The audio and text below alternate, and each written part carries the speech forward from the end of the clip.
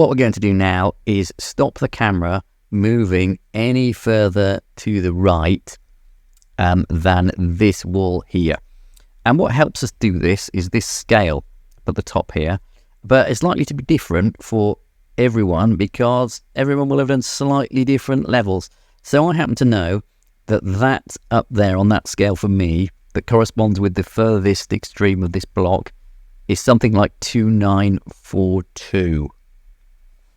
So what I need to do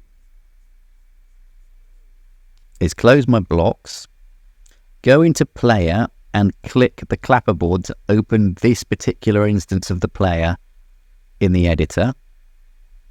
Then I want to click on player camera and I go down here and I change right to 2942.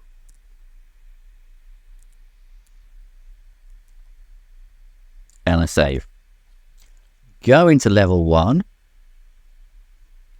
and test it out. Well, I'll tell you what, to test it out quickly, I'm just going to move my player right to the end, because it has actually been taking me a few goes to demonstrate the completion of this game. It's harder than I thought. Put the player there, click the clapperboard,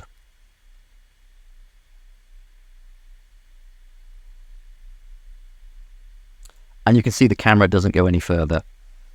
So that is job done. My next and final job is to change my default scene to this scene. Let's face it, it's something I should have done a lot earlier, but let's do it now. First, I'm going to move my robot back to the start.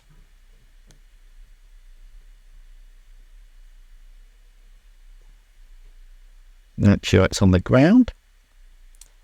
And then I go into project settings, run, which is under application, and it says there main scene, so I simply browse for level 1 and close.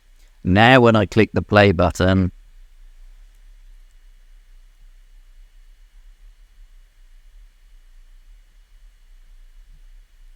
my main scene runs rather than my template level.